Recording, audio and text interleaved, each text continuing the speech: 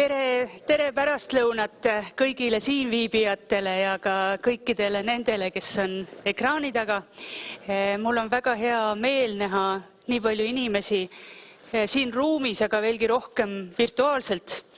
Ja mul on väga hea meel tutvustada teile 3 väga väljapaistvat esinejat. Good afternoon, ladies and gentlemen. I'm very happy to see everybody here in this you. And you. Thanks for coming. And also thanks for coming everybody who is behind the screens. There are so many people behind the screen right now. So actually just this audience here is 10 times bigger than this actually is. And we have 3 very interesting speakers today who are speaking about a very difficult questions that actually have been occupying us for a very long time, and especially for this year, because Europe and Estonia and many other countries are all feeling that they're kind of in the turning point, and we often have the sense that we can't anymore continue the old way, and we have to make some drastic decisions to make it something differently, but we can't really figure out how and why and how much do you want to sacrifice for that. But you know what? There are people who've thought about those things for a very long time before anything happened, because this is what good visionaries and good scientists and good economists do. They look behind the curve and try to estimate what is happening and play with different scenarios. So this is what we are learning today from them, and our event is arranged so that I'm first introducing you Killu, who is actually born in Estonia, went to school in Estonia, and just a fun fact, her father is a renowned professor of TalTech, who is actually also a father of the whole computer science and computer engineering of Estonia. And at the moment, she's very successful venture capitalist with a PhD degree in molecular biology. And I gave the floor over to her to introduce the other speakers, and in the end of the event, we have a moderated session and discussion. You can think of good questions to ask, and you can either post them online later, or you can just ask them from the audience. So please, Killu. Thank you, Maria. I'll start with a couple of words in Estonian, just because I'm here. Ja ma tahaks väga tänada esiteks, et te kõik siin olete, ja väga tahaks tänada TalTechi, ja mulle see on, nagu Maria juba ütles, mulle see on väga tähendusväärne, et ma siin olen, sest et ma juba väikse lapsena, võiks olla, kuulsin isalt ikka tipi kohta, mis on muidugi nüüd TalTech.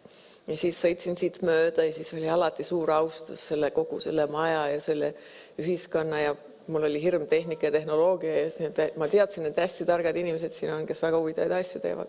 Ja nüüd siin olla ja niimoodi rääkida ja veel, eks ole, sõpradega üle maailma, and I will translate to English, on ka isiklikult väga tähendusväärne, nii et suur aitäh teile, et te siin olete. And I would like to thank Maria and TalTech. I mentioned that it's personally very meaningful because my dad worked here, and it's meaningful for me also to have you two, Graham and Jordan here, Graham from Brussels and Jordan from Southern California, because they are doing some very interesting work in basically figuring out, what could be something that works in building a better future, coming from a point of future capital, but really future economy that works better for everybody else. And I'm not going to repeat what has been said about, world changing, obviously getting hacked with the invitations today, and experiencing it firsthand is an example of the change. I think it's, in the end, it's going to make a good story, right? But what I am hoping is that we'll make it an interactive discussion, especially once we get to the round table. So do send questions, feel informal, what's on your mind. We're just making it up as we go along, too. Most everyone in the space is, just some have been doing it a long time, 15 years at least for you. And you've been thinking about those things a long time. But the truth is nobody has a monopoly on how to think about the regenerative, sustainable, better world for all. And so what we speak of is not a gospel, but it's also hopefully food for thought that you can agree, disagree, but either way speak up and engage and ask questions. And so maybe I'll set a little bit of a theme before introducing our next speakers. And as a theme, maybe I'll start with saying that all three of us have something in common, even though I'm a molecular biologist and, Graham has a different background from Jordan. But what we have in common is that we started in a traditional life, right? I am and was a traditional venture capitalist and no venture lender with a molecular biology background, doing the traditional work. And traditional work for me is funding innovation companies. And Graham had a traditional background, if you can call quantum physics traditional, and then followed as an executive of one of the world's largest, most impactful corporations, and then building ecosystems. And Jordan has been leading major civil engineering projects, which basically is getting together all these different people from different backgrounds with very different interests and making them do things in a way that works and builds very big things like dams and highways developments, military installations, and so on. And all of us, one way or another, got to the point of saying, what we're doing seems to be working, but it also seems to be not working. It seems to be working in that things are getting done. It seems to be not working in that when you look around in the world, there's a whole bunch of things that seem to be not getting tended to. And then we somehow, and I'll let you speak to it yourselves, came up with this turning point where we realized that we have to do something ourselves, even if we don't know what, and even if we don't know how. And what I would like to leave us with, before I go just a brief detour talking about sort of capitals and value from my perspective, is that we really are in this together. And that is the bottom line. That's the good news. That may be the bad news too. But we get to figure it out from where we're at. There are experts, but we're all building something new and creating something new. And the good news is that it's possible. And more can be done by us and the likes of us doing it together.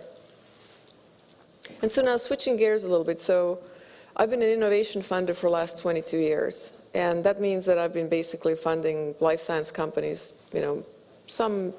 many tens of them, pretty much all in California.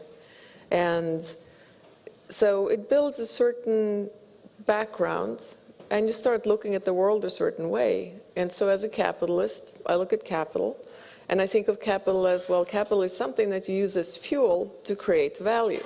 Because the point of these companies, whatever their innovation is to create value. And then share that value, and if the value is, let's say, a company makes a product, well, then you sell the product, and then you make a profit, because without profit it doesn't make any sense. And then either you make more products, or you buy more things, or you do something of benefit and give the money to something else. But basically, you use capital to create value that then creates more value and some benefit. And it seems to be working pretty well for financial capital, but it's not the only kind of capital.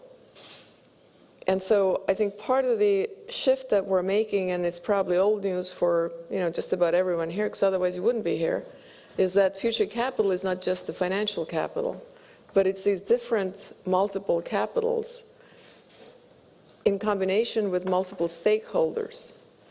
And those two gentlemen will be talking more about it, how you can envision that doing a better, less wasteful, more productive, far more aligned, far more connected job of building value using these multiple capitals and multiple stakeholders.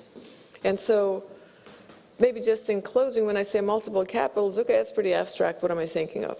Well, financial capital is understandable, but if I send some, $50 million check to a company, it's going to sit in a bank account until someone does something with it. Nothing happens without it, right?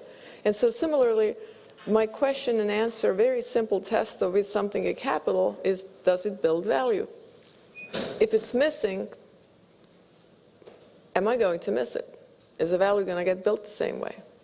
If people are missing, if nature is missing, if a working state is missing, if geopolitically there is no oomph, you know, as opposed to being a little country and then punching above your weight so people know you and are very surprised when they recognize the size of the population. You know, that is all capital. There are many different kinds of capital.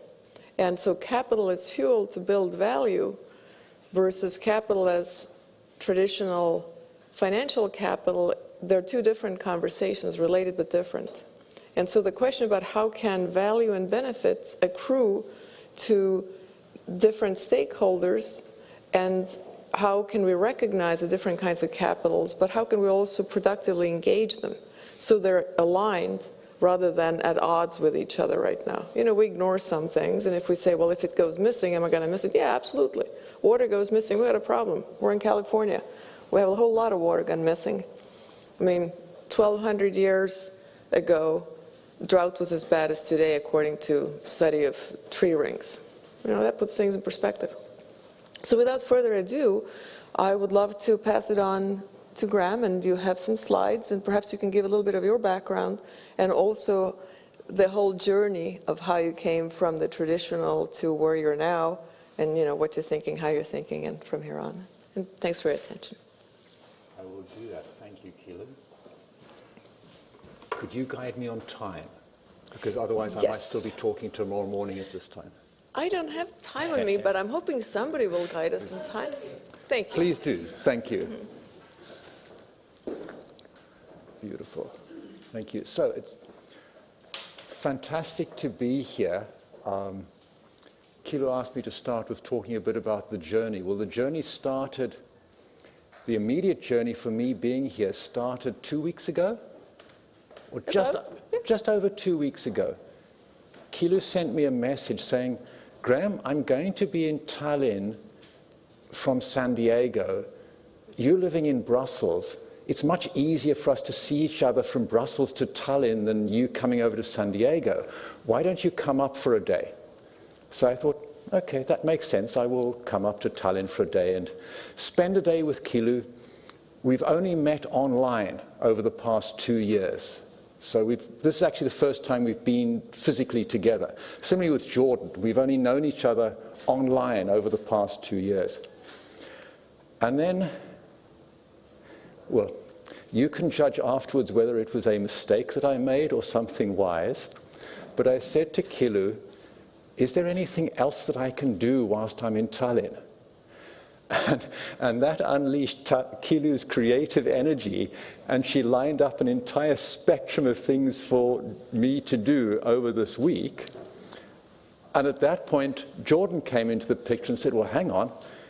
If the two of you are meeting in Tallinn, and all of these exciting things are happening, including this event here, I think I'm going to come along too. And so we now have this, the three of us here, and it's absolutely fantastic. So thank you very much, Kilo, for making all of this happen. And enormous thanks to everybody here for being here today. I've been, how long have I been here? This must now be 24 hours, give or take a bit. I've been here for 24 hours. My luggage has been here for 2 hours. And it's absolutely fantastic. I've so far loved my time here. My journey goes a bit further back, and my journey is exactly behind everything that is in my book, Rebuild, and everything I'm doing. I was born in Africa and grew up in South Africa during the apartheid era. Part of what is relevant about that is, first of all, you spoke in the introduction about we're not happy with how things are. Well, when I was growing up, many South Africans were not happy with how things were.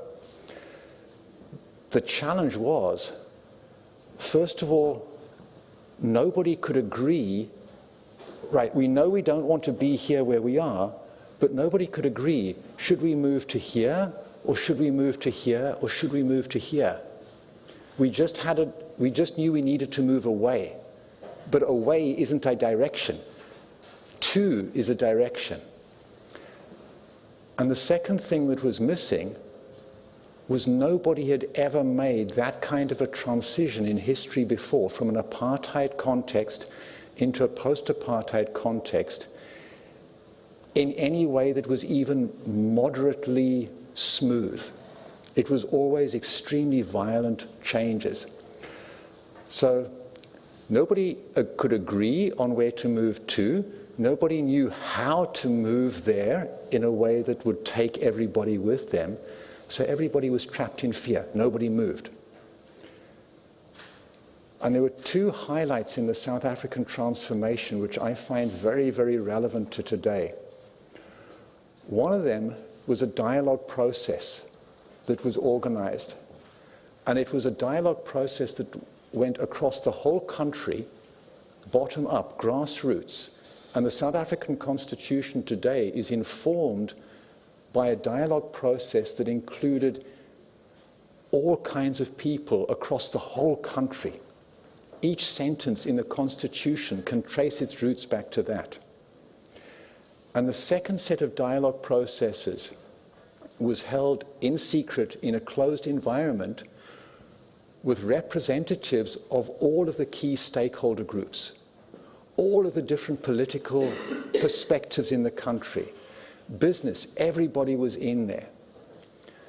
And apparently there was one instant which sums it up. In that dialogue process, the different participants were facilitating the process for each other. And one of the communist-oriented trade union representatives had spoken his piece, and the facilitator was the CEO of a large South African company, so deeply capitalist. And he then said, right, let me see if I've understood exactly what you said. What you're saying is the capitalist bastards. And so you had the CEO who was repeating back exactly the words of somebody who historically would be perceived as his enemy. The key insight that came out of that was they realized by the end of this dialogue process, none of them had a destination that would work. Every single one of their ideas, whether it was the ANC, the South African Communist Party, the National Party, business, whatever, all of their concepts of what the future must look like would fail when you took into account the real dynamics of South Africa. However, if you integrated them all together, you had something that had a chance of working. At least there was no obvious failure mode anymore. And I think that's very relevant to where we are today in business. So I like asking people these questions. And if you look at them, the questions in white, almost everybody I talk to says yes to every single one of those questions. And then I ask the last question, as a society, are we doing a good enough job? And almost everybody says no. There are very, very few people who think that we are doing a good enough job now. And the question I've been asking myself for decades now is why? Some of you might have a manufacturing background. There's in engineering manufacturing, the 5 why process. If something happens that you don't want to happen, you ask yourself why. So why did this happen? Because. Why? Thank you.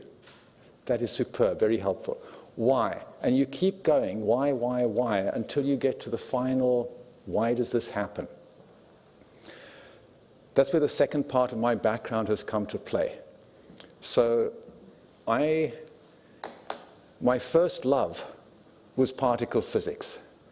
And my original ambition was to become a theoretical physicists specializing in high-temperature particle physics, for those for whom it means something, lattice quantum chromodynamics at high temperatures. So my nature is to look at everything the way a particle physicist does. And that is, I have entities, particles, and they interact with each other. And if I want to change something, like, for example, if I don't like the water in that bottle being liquid, and I think it should be solid, well, there are two ways of doing it. Either you can try to put a huge amount of pressure onto it, turn it into a solid, or you can cool the whole thing down in bulk, turn it into a solid. Or if you're a particle physicist, you think, well, maybe I can change the properties of the particles and how they interact just a little bit, and then it's naturally solid. I don't need to put any pressure on it. I don't need to cool it right down or heat it right up. And that got me thinking about how we do business today. The way we do business today, we're saying we don't like how the economy works. We don't like climate change, biosphere collapse, resource degradation, all of these things. And the way we're trying to deal with it is the same as I was saying with this water. We're trying to change its properties, bulk, through regulation. In other words, we're putting pressure on it. We're trying to squeeze it into shape. Or we try to change its properties by heating things up, massive injections of capital, venture debt, all of that, to heat everything up. Or we try to cool it down. Businesses go bust, things like that, cool everything down again. My approach was saying, right, what are the fundamental particles? How do we change those properties? And that got me thinking. So, before I get into what we were thinking, this is what we're up to now. My co-founder, Marie, has an 8-year-old daughter. I was asked a question a couple of weeks ago on Twitter. You know, I gave a long, complicated answer to somebody, and one of my followers came back and said, "That's all very well, Graham, but how would you explain it to an 8-year-old? You know, I don't have children." So I sent the question to Marie and said, "Marie, you have an 8-year-old child. What's your answer?" And she said, "Well, this is what I've been saying. And this is the essence of, to my mind, what we're up to. And that's really the answer to the last question back there. As a society, we're not doing a good enough job, and that ties everything together. So what is it that we're doing, and how did we get there? I've told you a bit about already my background in particle physics, but there's a bit more that comes into here. So particle physics is all about structures and interactions, particles and interactions. One of the big things that enabled the South African transition to happen was that, unlike Descartes, who said, "I think, therefore I am," everything self-referential, the central philosophy in the Southern African peoples is Ubuntu. I am because you are. That deeply recognizes the interdependence, the interaction between each of us. In other words, if we want to change something, it's not enough to just change myself, because who I am is a function of who we are. I can't also try and change somebody else. What we need to do is really have a deep, emergent, as Kilo was saying, dialogue process that looks at transformation. And the beauty of that Ubuntu, as we're trying to change capitalism, the economy, business, is the deep recognition that there are very, very, very few malevolent people, and very, very, very, very, very many people who are simply playing roles in the system they're embedded in. And they're responding to the system, to what everybody else does. And that all of a sudden makes it much easier to change, because you're not blaming somebody else for what's happening. You're recognizing that both of you are victims within the bigger system. And what that enabled was the South African Truth and Reconciliation Commission, which enabled huge changes to happen because people could step beyond the very small ego, blame game, victim game, into what really is a workable future that we could all function in, and how do we get there together. So, where I'm going to go down, first of all, myths that we take as truths. Then things get a little bit mathematical, a 350-year-old false assumption that has led us astray. Then some lessons from nature, how nature works, and finally, building blocks for the economy we need, strongly connected ecosystems of businesses. And I'm going to start with a conclusion. It's unlike what many people say, the end is a good place to start. My ex-wife is always absolutely flabbergasted when I take a detective story out of the library, because I always read the end first. I read the beginning and the end, and if I can't connect the two, then it's worth reading the rest. If the end looks obvious from the beginning, then I know I'm going to get bored reading the rest. So this is our conclusion. Build companies for collaboration and competition. It's not either or, it's yes and. Governed by all of the stakeholders, representing all of the capitals, not just the investors. An American president, Benjamin Franklin, was asked, why have you included into your cabinet all of your enemies? And his response was, well, I'd rather have my enemies with me inside the tent pissing out than outside the tent pissing in.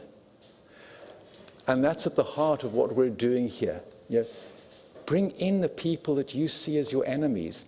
And like in the South African process, through that argument, the fighting, you will most likely discover that none of you actually has a viable answer, but all of you together do. Growing all capitals, not just money. If you grow all capitals, it's naturally regenerative, it's naturally net positive. Sufficiently strongly connected to each other, not completely independent. And finally, within the laws of physics and biology. There's a lot of what we're doing today which is actually not inside the laws of physics and biology. Much of economics requires thermodynamics to work differently to the way it does. So that's the conclusion. The 6 myths we believe are true, and these 6 myths shape how we build companies, how the economy works. And the interesting thing is that these myths are myths that we accept as true in the way that we practice business, which means that we can move beyond these myths now in existing company law. We don't need to invent new law, new legislation. The first myth is that shareholders own the company. Actually, shareholders do not own the company. Each shareholder is a person. A company is also a person. And the share itself is a bundle of rights and obligations. It's a contract between 2 legally independent persons. The shareholders own certain rights, yes. And the issue is, because we build companies only around financial capital, and the investors of financial capital have all of the voting rights, at the end of the day, they have the power that makes it as if they own the company. But if you dive deep into what is actually written, shareholders don't own the company. But the practice is as if they did. So that's easy to change. The next myth, the tragedy of the commons, if you go back to Hardin's original paper, the title is The Tragedy of Unrestrained Freedom in an Open Commons. And again, that's quite an important distinction. It's unrestrained freedom that leads to the tragedy, not the commons per se. Myth 3, directors are there to serve the shareholders. Again, wrong. Legally, the directors are there for the company, a legally distinct shareholder or a legally distinct person to a shareholder. However, because of how we structure the voting rights, all around financial capital, the investors always have the power to fire the board, the executives, the CEO. So that means that even though it's not actually legally in there that they own the company or that the directors are there to serve the shareholders, in practice we've set up the system so that that's the outcome. Now, keep in mind what I was saying about particles and interactions. What you're seeing here, we've structured certain ways of interaction for specific particles called shareholders, directors, the company, and how they should interact. Myth 4, you can only get the right to vote in a company by buying it. Well, in many countries, in actual company law, the law as written refers to the members of the company, not the investors. And that opens up possibilities to make people voting members of a company without necessarily selling shares. Or you have cooperatives, associations, many other routes that you can mix and match and combine, which is what we're doing. We're mixing and matching and combining. How am I doing for time? Right, thank you. So, myth 5. This is an important one. Competition for resources is the default individual's winning strategy in nature and in economy. This is a myth that has emerged out of simplistic interpretation of evolutionary theory. And if you look at more recent research into how evolution works, the research of people like David Sloan Wilson and others, much of evolution happens at the group rather than at the individual level. And groups outperform because they collaborate between each other. And it's mathematically wrong, which I will come into next. And the final myth, and this again leads into the next section, that if a decision is a good deal on average, and you have the opportunity to repeat it, then it's prudent to repeat it again.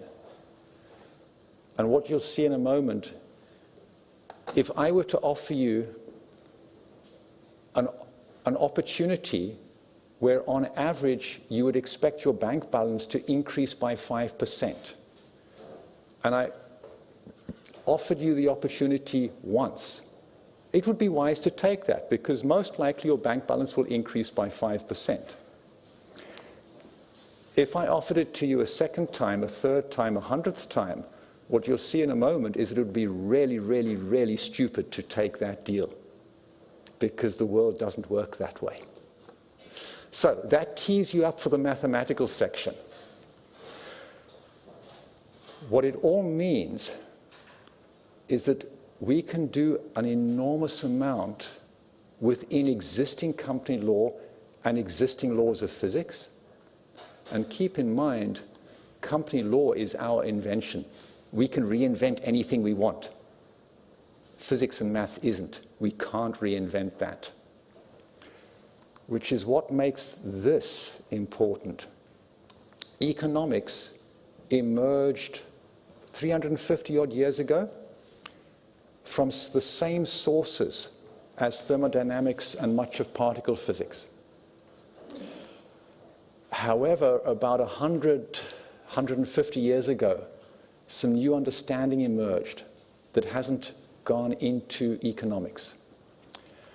To fix that, we need to understand a couple of things.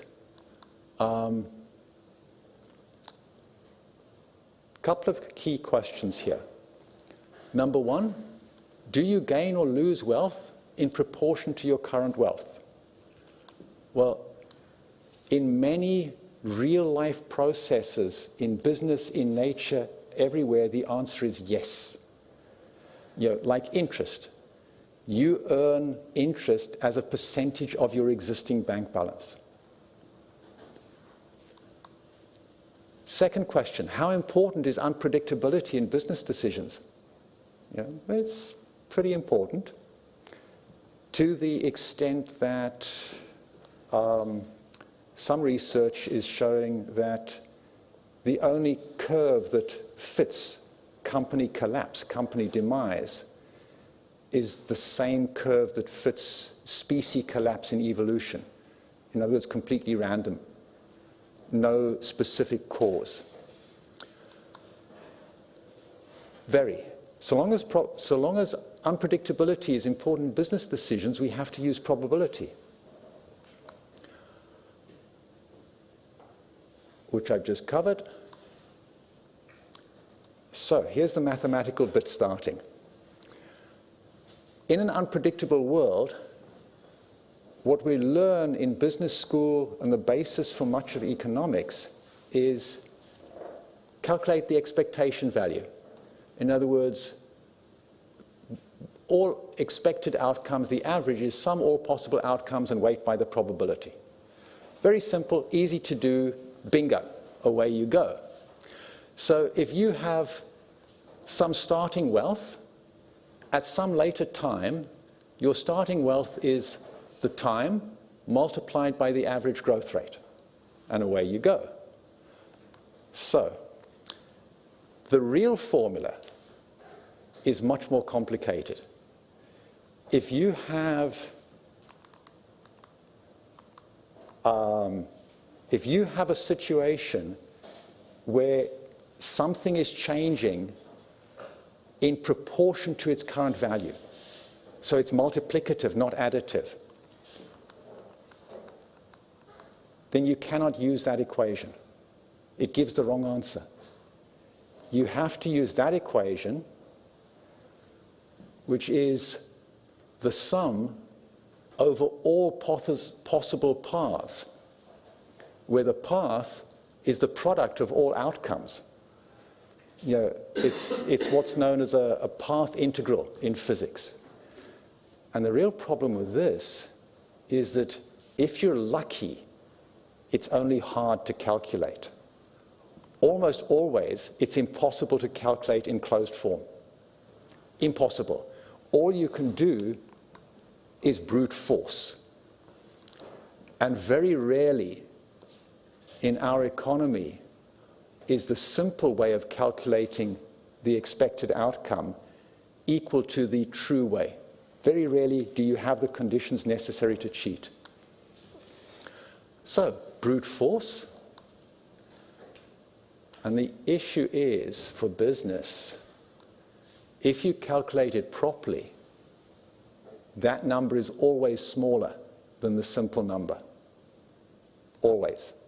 Except in those very rare cases where you have the conditions where that approximation works.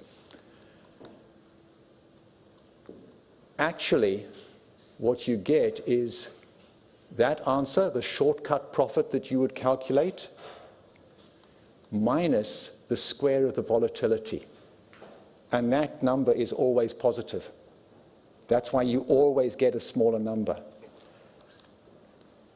Now, because of this flaw deep inside economics, deep inside business theory, what managers are taught about how to take decisions using net present value calculations, etc., we have deep inside our business a hidden systemic loss.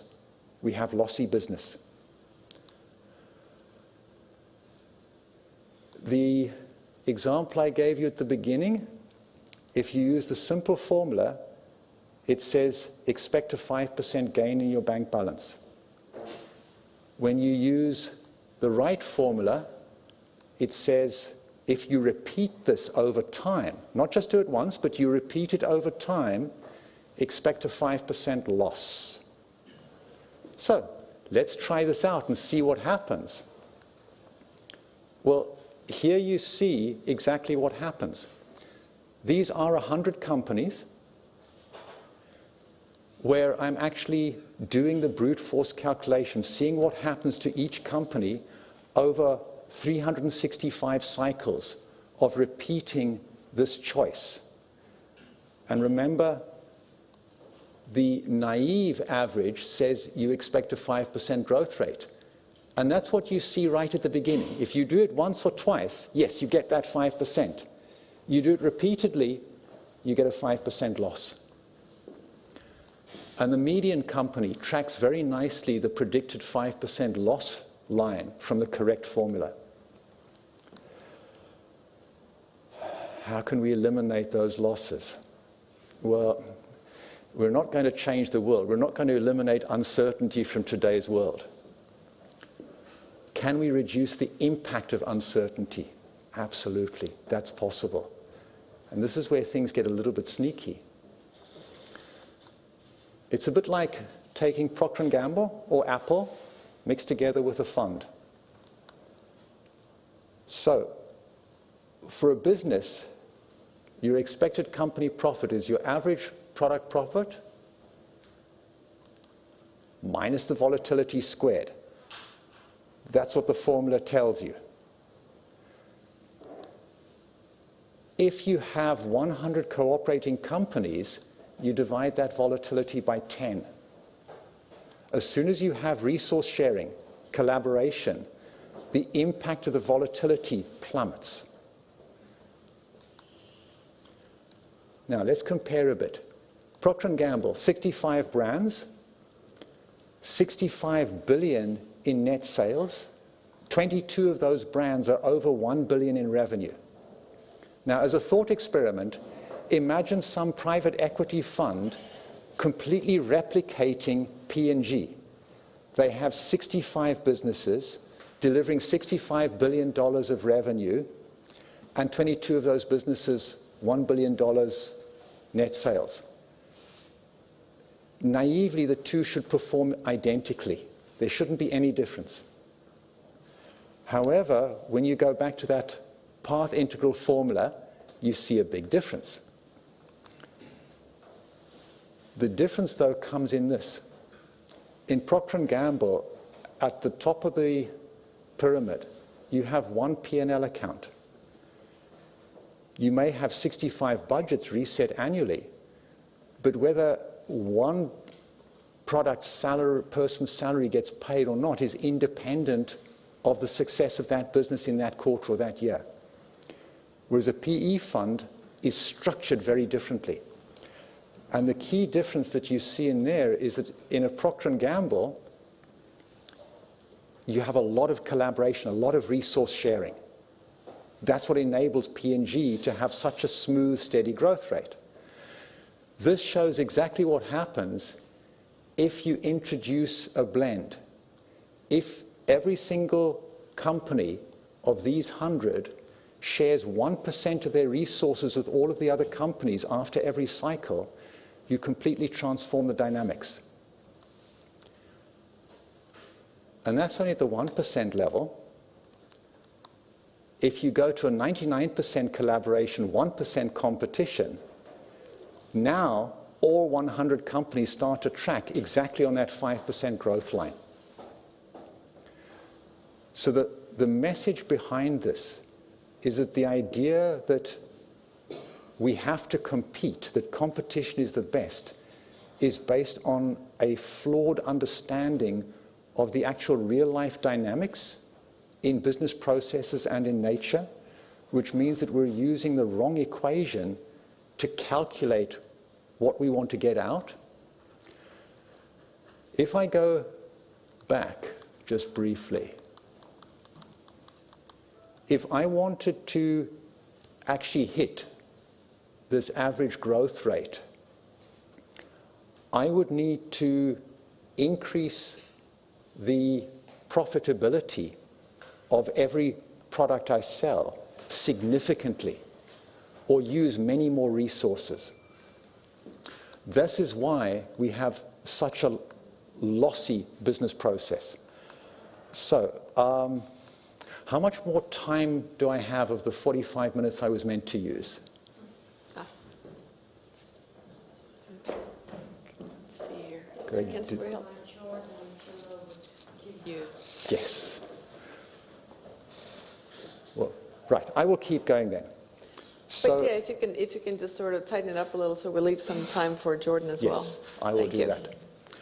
So, the last question that needs to be asked to know whether this works or not is, do you have to live with the consequences of your decision, or can you reset after every decision?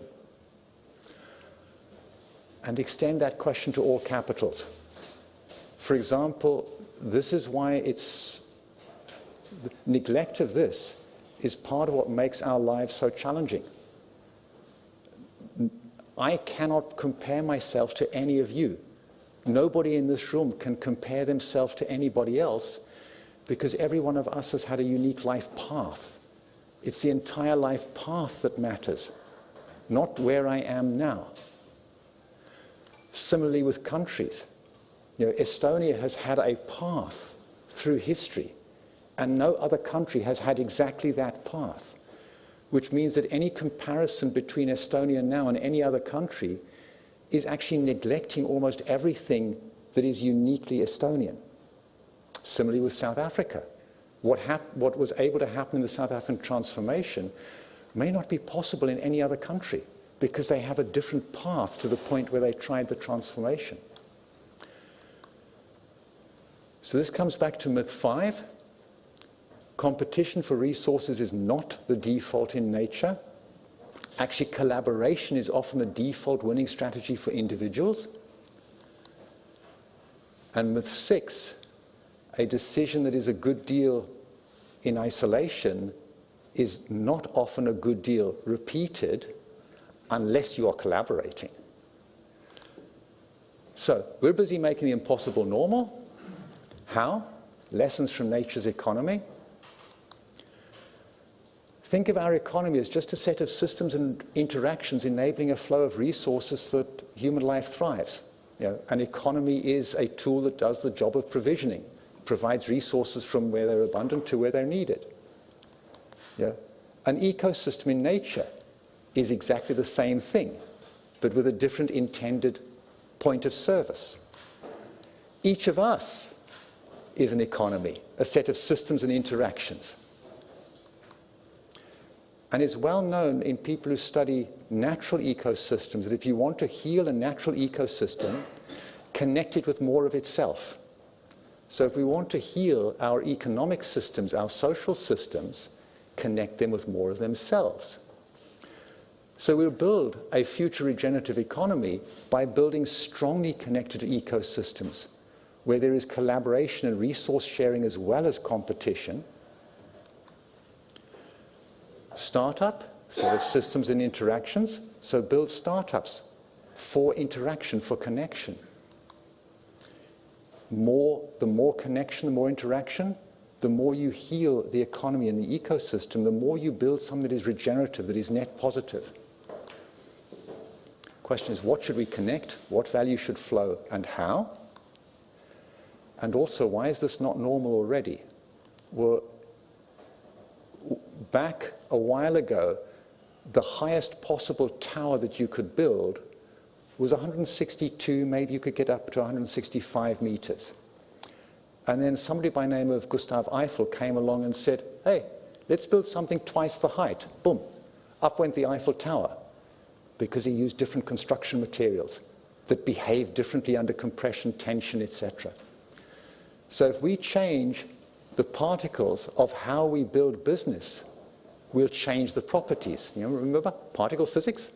Change the properties of the particles and their interactions. Incorporate for connection and flow. As we introduced, all capitals, all stakeholders, include nature and people, connect the companies, and make sure that there is an equitable, an effective, a viable, fair balancing, resource sharing. Get from that 5% loss up to 5% growth. The way we do it, we have developed something that satisfies the conditions to be what we'd call a fair shares commons. It's a company as a commons of productive capacity with an equitable distribution of resources. So far we have 32 companies that started building, 24 are still active, 11 are already incorporated or close to incorporating. In the US, in Europe, we were part of an EU-funded framework program that about 5 years ago that showed that this works well across Europe. The other side is to organize your work in a fluid way, even between companies to have collaboration. And I was talking yesterday, Kilu bumped into a friend of his who runs the Estonian piano factory.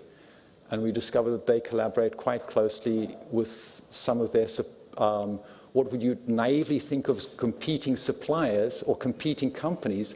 They actually collaborate. And that's part of why they're able to stay strong as a piano ecosystem. People are also key in this. You know, we are each our own individual ecosystems. So it's vital that we understand what is the essence of each person. What is each person's individual mix?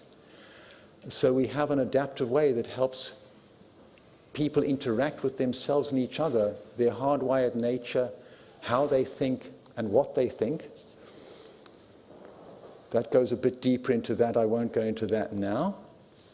But the essence of that whole is that it comes together in a mixture of how do we incorporate, how do we work, how do we show up and interact with each other within each company, coupled with a platform mechanism to facilitate resource sharing and collaboration between companies and retain the necessary amount of competition.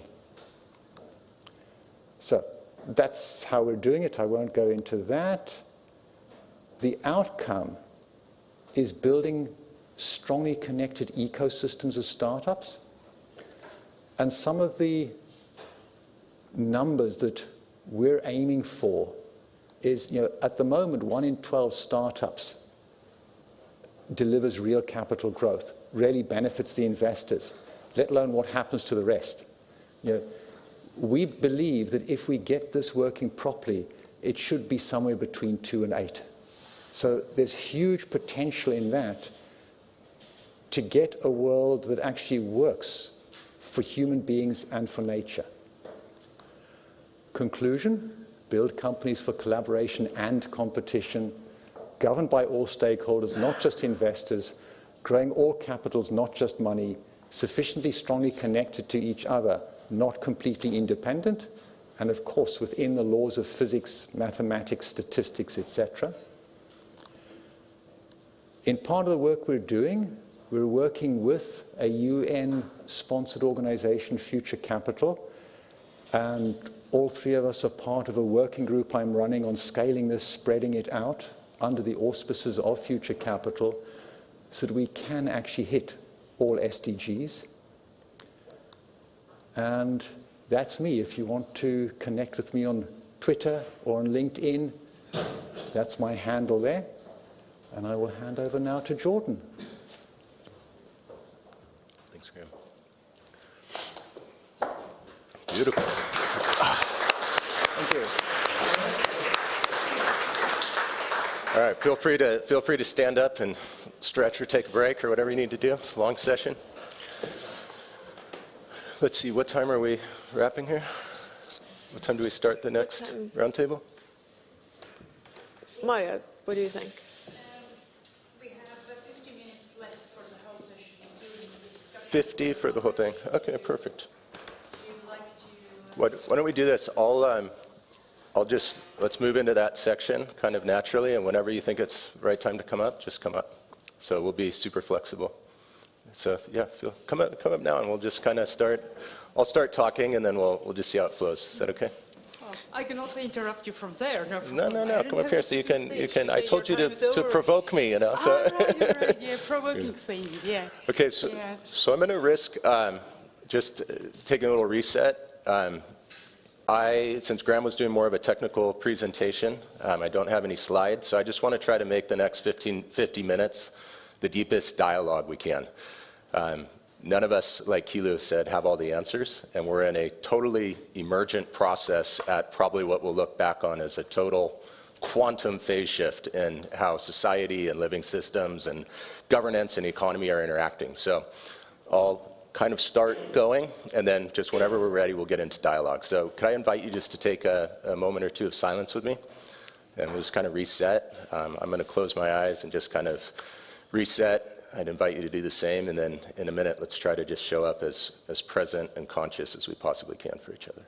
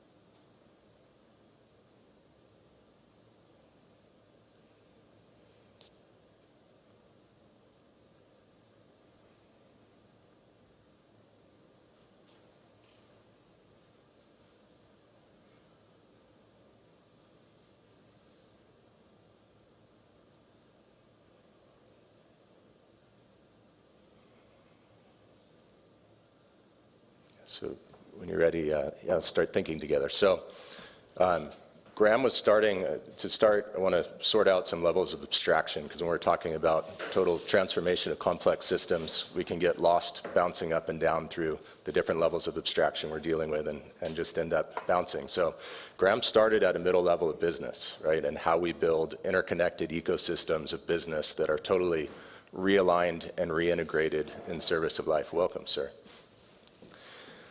So that's a level up. If you move down a level from business, maybe you get to teams we're working with, and if you move down a level from teams, maybe you get to individuals. And so there's this idea of, okay, what does it look like for us as individuals to be able to decide we can't do something alone, therefore we need to do it together. So how should we organize ourselves? How should we govern ourselves, right? This is all the basic issue that we're grappling with. So as an individual, I know that anytime I go to do anything more significant, even if it's building a shed in my backyard, let alone building a roadway or a dam or something major, you can't do anything alone, actually, right? So it's all about how you can rally the resources and stakeholders and align diverse groups of people in service of a shared intention and goal according to some kind of a set of rules for the game that allow people to stay together and cooperate for long enough to achieve whatever that outcome is. And so as an individual, I find, okay, I have to build teams, right? So you start building teams, and those teams are maybe functional because we're not all good at the same thing, so you end up with a series of functional teams. Anybody who's worked in a big organization has found themselves in an organization composed of a series of functional teams, and that's kind of the level Graham was talking about. As we started a few years ago looking at what we're doing isn't working, there's unnecessary suffering and injustice and starvation and poverty and corruption and all these things that we want less of, we end up in motion towards something better, right? So Graham was mentioning South Africa and the state of paralysis. It's like, okay, what we're doing isn't working, so we want to move away from our unnecessary pain and suffering towards what? Towards something better. And so you have to figure out what's better, how do you define better, how do we know where we're going, what we're aiming at. So in my first exposure, I'm delighted to be here and surprised at the response, and thank you guys for caring enough to be here today. My first exposure to Estonian culture and what would you want to call it, the spirit or essence as much as I can discern it, it's like I come away with the sense that absolutely anything is possible. I watched on the flight over, I watched the documentary The Singing Revolution at Kilu's recommendation. I've talked to several young people, and I've asked them whether they've watched this documentary, The Singing Revolution, and it turns out I'm one of the few people in Estonia that's young and has watched this documentary. So if you haven't, Kiilu wants you to watch it. But it's an amazing picture of what's possible if you can sing together.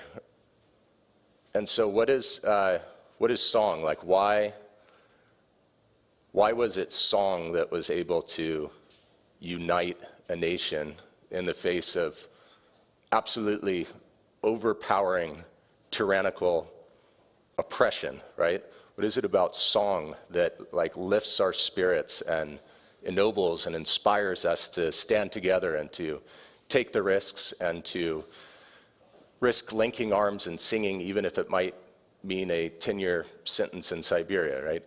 When we're in those places of song, there's something happening which is representing something so much deeper that I don't think we understand. But when we sing, we're arranging meaningful words in beautiful, coherent patterns, and then we're acting something out together, right? We're figuring out how we can all practice around the country for a period of time, and once every, I guess, 5 years. It's like we show up and we act out the beautiful drama together of what it means to stand and enact coherent patterns that are meaningful and from the heart, that are able to overcome really anything. It's like if the world could stand and 2 billion people, let's say, could sing together right now, what problem couldn't be solved? Like we had our attempt at a gathering today, thwarted by a cyber attack. It's not the first time we've been attacked by corruption and injustice, and if 2 billion people or 5 billion people were singing together, that kind of thing just couldn't happen, just like it's like ejected from the system. So we end up with these different stacked levels of coherence, right? And the times in my life that I find most meaningful and alive are when somehow I'm with a group of people acting out some kind of a symphony, whether that's standing and singing meaningful songs, whether it's on a large, complex, heavy civil project that's an orchestra. I recently read as Wagner Group gets more involved in the military oppression in Ukraine, that their billboards, they call themselves something like the symphony or the orchestra, right? So there's a symphony or an orchestra of evil and oppression. So you can put together a symphony or an orchestra of patterns to play any game. And so as we've thought about this, it's like, okay, what we're doing isn't working. We find meaning when we're gathered together and engaged in meaningful things towards some meaningful end. There's a set of patterns of coherence or harmonies or rules of that game of how we move. And we're trying to figure out what the better thing is that we're moving towards.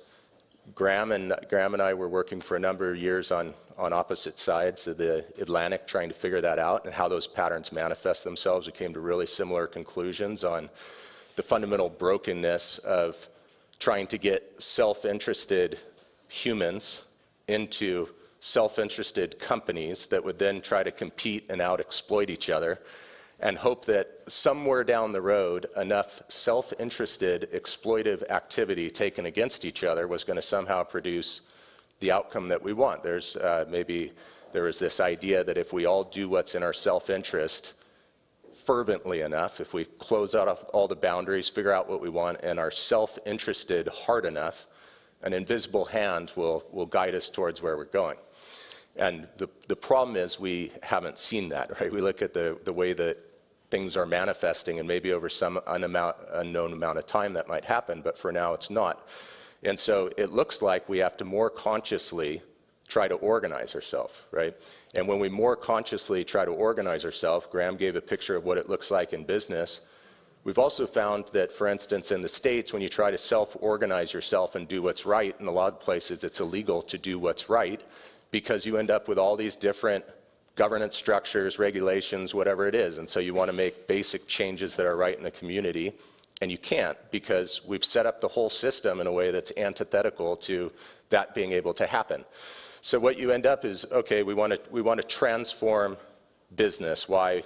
We want to transform the way capital works in the world and the flows of multiple capitals, why we want to transform the economy.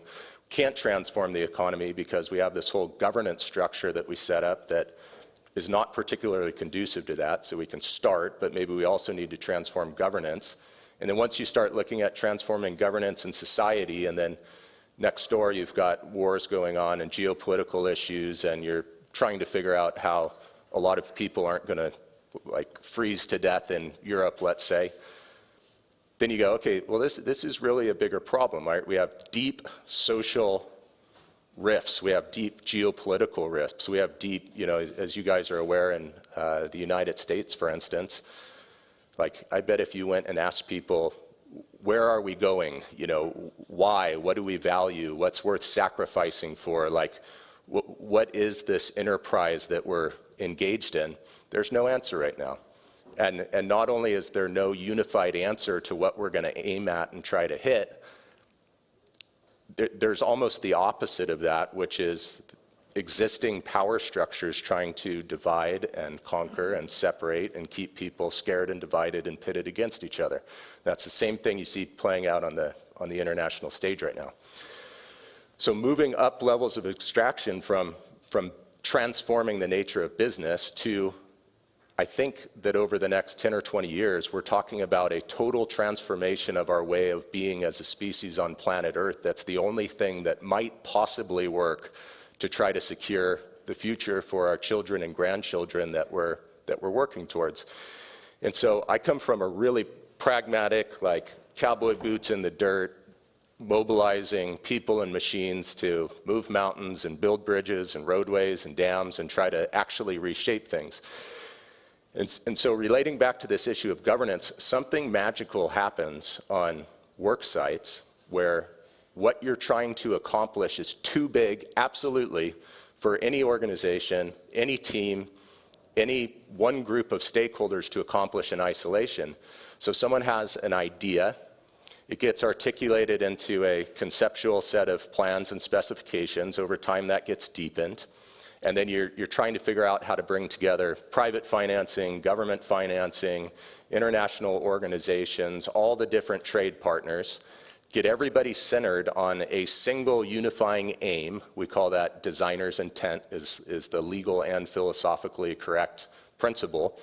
And it's like, okay, everybody that shows up on a work site with all of our diverse skills, what are we here to do?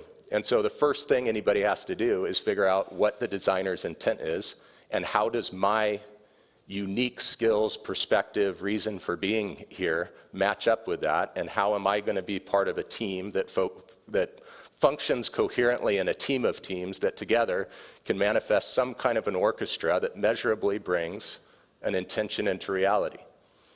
And so since we're in a business school, one of my favorite things that I learned in business school was the discussion of lean manufacturing. And so, have you guys read, there's a book by Professor Eliyahu, I think it's called The Goal. Have you guys ever read that? Has anybody heard of that book? Okay, we've got a couple people. So if you haven't read The Goal, read The Goal. Because the whole thing of The Goal is about trying to sort out a complex system, figure out why we're here, what are we doing, and how do we realign this whole thing to produce throughput of our single overarching and uniting goal. So the best thing that we could come up with was this idea that, I'm going to take one more quick detour. I was also working with different nonprofits, right? And so any kind of a person who has any measure of love or compassion in their heart right now looks around the world at X billion people that are suffering unnecessarily. My friends in Kenya leading up to the election season, it's like you have people actively withering away and unrecognizable from what they were 2 months ago because you're in the midst of a drought. And not only that, but your government might be weaponizing food supplies against the people and only bringing them out when you come out to campaign. And so you just end up with this, I think a heart of love right now, seeing what's happening, ends up with an overwhelming sense of compassion, right?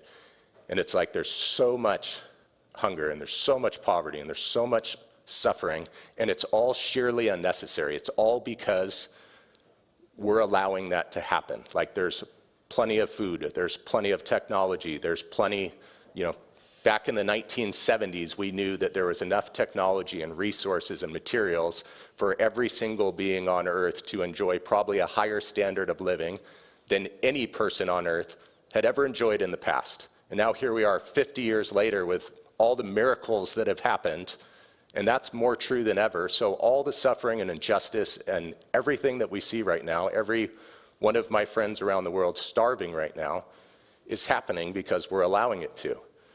And so you mentioned responsibility, right? So one of the things that happened as we started building larger things and going from building projects to portfolios of projects to companies that could build portfolios of projects to joint ventures to build things that were too big for a company to build on itself, et cetera.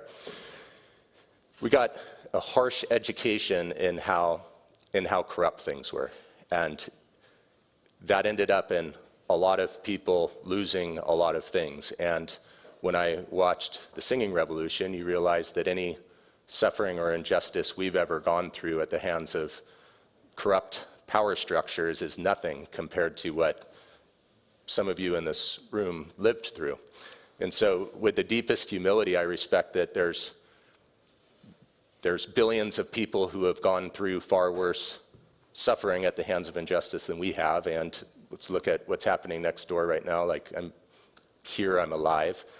And it forced, let's say, my wife and I and my 12-year-old daughter and our teams to wrestle with this question. And this was like the one thing that stood out the most, which is, like in the midst of a sea of sleepless nights and trying to figure out what you were going to do, caught between powers that were bigger than you could ever grapple with.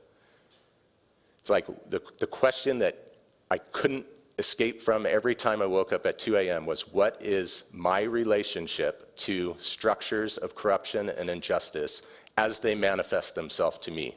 Like, what can I do? And there's so many times when you can go away or try to cut a deal or try to get, what if we tried to get our family to safety and it was only the other 150 families who lost their jobs or whatever. And so you're forced to actually grapple with what that responsibility is. And I think for discussion, I would love to walk out of here with at least a few of us to decide that whatever it is that needs to be done, since what we're doing isn't working, since our friends are getting bombed and destroyed and starved to death around the world, since what we're doing isn't working and something better and different needs to happen, that's our responsibility. Like those of us in this room here now. Jordan, can I just ask that you also talk a little bit about OFC and open impact, yeah. like the specifics of what's there. So that's quick. I'll back up. I'll bring you to what we've done so far, and then let's start a dialogue on what we can do together. So at the end of that whole train, I'll just tell you the punchline. I decided that I personally, as impossible as it was, couldn't look myself in the mirror every morning unless I acted as if it were my responsibility to go sort the whole thing out. And obviously there's nothing that I can do to do that alone, and there's nothing that you can do that to do that alone, but together we can. So what we did, now going back, we'll catch up in 3 or 5 minutes on our path, and then we'll start a dialogue. Maybe 5-7 years ago, we said, okay, it might not be enough, faced with what's going to be looked back on as the most important decade in human history, to handle that with the level of competence and effectiveness and efficiency that we bring intention into reality on a dam or a roadway. But what's happening with the impact organizations and government and the discoordination is completely unacceptable. And so we should try to find as many people as we can and start leveling up. And maybe it's not enough to do that with the professionalism that we'd run a business or we'd build a dam. But we should at least get there and start and then see if there's more required. So we started gathering together just the smartest, wisest people I could and go, okay, what if this wasn't a hopeless, overwhelming problem? What if we looked at worksite Earth in its totality as a single thing that we had the responsibility personally for sorting out in our generation?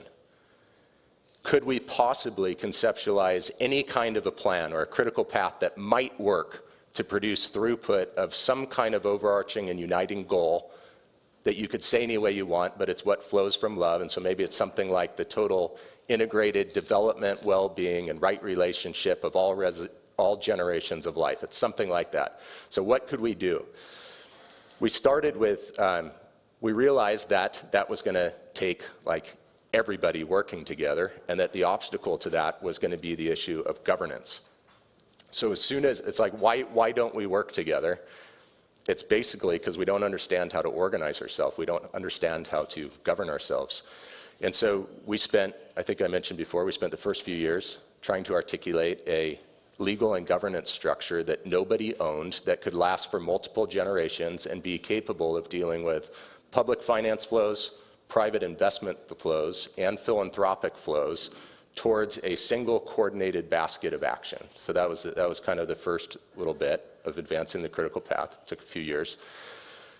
Then we realized that if we're going to connect up a bunch of people and teams and organizations and communities around the world and try to help one another move towards our potential, that we would need some, like a critical backbone technology to coordinate and share information and resources around the world. We couldn't find it, so we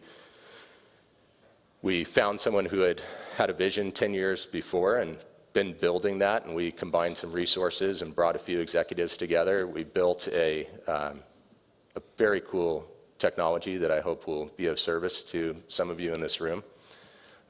It's in its beta release, and it's now got 170 different organizations, I think in 17 countries, using it and continuing to develop it. Having taken a minimum viable stab at a legal and governance system that might work to coordinate flows around the world and a backbone technology that might work, we then started looking at capital. And so that's Future Capital is one of the organizations that I'm working with, and so we're working to set up funds, contests, working groups, et cetera, around the ontology of the UN SDGs. And so we've got a rough framework, and I'm sure that maybe some of you in this room have better technologies and better frameworks, and so this is all like offered for consideration. But what we've been trying to do is do the 5 years of underground infrastructure required for something amazing to rise. I hope it's of service to you. I hope it's somewhat inspiring, and I just want to repeat that I can't believe how magnificent Estonia is and how beautifully preserved the city is and how coherent and clean and beautiful everything is, and it all is so much more so than where I live. And it's absolutely mind-blowing to me that that's a generation moved from what I saw unfold on that documentary. And so I just think that if you all can accomplish that phoenix-like move of rising from those ashes to where it is now, I'm pretty sure that you find people can accomplish anything, and I'd like to help and support and partner any way I can. And one more thing, can you also just briefly mention the idea behind and the genesis of what's right now, with the working title of Meta Project? I'll bring this and why that. Yeah, so the idea of Meta Project was, so I use the term meta because I didn't have any words for what is it that we're all working on. And so we kind of came up with the idea that, okay, we could all list the 100 different crises that are facing us, but those are all flowing from something like a interconnected meta crisis that we need to solve. And a meta crisis demands a meta solution. So how do we look at that whole thing as a coherent whole? And so we launched this idea around a meta project, and it's basically asking ourselves, what if all the good things that we're all working on, all the things that have been put on all of our hearts and are trying to emerge and come forth, we're really all part of this moment in history, and what if they were all unique and valuable and meant to fit together, something like a jigsaw puzzle, because I don't think that we can remotely accomplish what we're trying to do without you guys, and I'm not sure that you guys can accomplish what you're trying to do without us figuring out how to get the world working together. So anyway. Can I just throw in Yeah, one more thing? please. And this whole notion of sort of this multinodal matrix of sovereigns, and people, you know, when you look around, and it's probably the same here and there and everywhere, which is, you know, a lot of people kind of got activated, but they're fairly invisible in groups. And whether it's on sustainable development or Plan B, regenerative, agroecology, communal living, you know, water, ocean, environment, you pick, right? There's a lot of activities, and many of them started by, well, somebody do something, this isn't working. Nobody's doing anything. Why is nobody doing anything? Like, I got to do something, and now I got a bunch of friends and we're doing it. But it's kind of invisible, and yet it's like a movement. It's like environmental movement was before it was called environmental movement. Something's happening. And so we were all seeing all these different, you know, everybody's seeing all of a sudden this insurgence of kind of grassroots movements as well as companies and for-profits and attention. And so bringing those together, but in the kind of a structure that's similar and, you know, very much is what you've been leading, which is a bunch of sovereigns, but they're connected, and in that way they become also more visible. And that's an example of the structure of connecting organizations, peoples, and so on, but at the same time there's multiple streams of projects and processes going forward, and, you know, nonprofit, for-profit, individuals, you know, high net worth, family offices, institutional capital, sort of looking how to get involved. All of that's happening real time. And so, but it's a little, it feels amorphous, but it's actually very much happening. So I just wanted to throw that in, because don't forget that that's also one of the things you're doing, among other things. Yeah, so he's not telling everything he's doing, right? Yeah, But that's yeah. just... So I think we try to field that. I think you did a great job just describing it, so I'll take 60 seconds and maybe we go to the next stage. When we tried to figure out how we were going to manifest that symphony that we need to across all the unique, named, important things that have been put on our hearts to do, it was clear that that can't be directed or controlled from the top down in any way, and that it has to be individuals of their own free will and volition rising up into small groups to do something. And then across that whole network of small groups rising up to doing something, figuring out how to create the infrastructure and resources to empower and coordinate all those efforts in service of something like the global goals or what lies beyond it, the future that we're trying to reach that we detail as a proxy with those global goals. And so the basic way that I think we might be able to do this is to get as many individuals forming teams around the world, equipped with the best tools and technology and resources that they can, raising their hand for what they passionately are here to do in service of what we're all here to do, and then figure out how to look around and identify each other and create awareness and help one another and make sure that we get the total resources and coordination present. So for instance, real quickly, that the contests I mentioned in partnership with the UN, it's like, well, how do we find each other? So, you know, the idea was birthed with Future Capital and the UN that maybe if we had a partnership and we put on good parties and big contests, we could help flesh out from around the world like the best leaders and the best ideas and the best organizations, the best solutions, and then maybe if we put our collective resources and network behind empowering those, they could do together what they couldn't do in isolation. So. And so just sort of to summarize from my end, so we're talking about, you know, I'm representing the traditional way, which works really well for us, actually.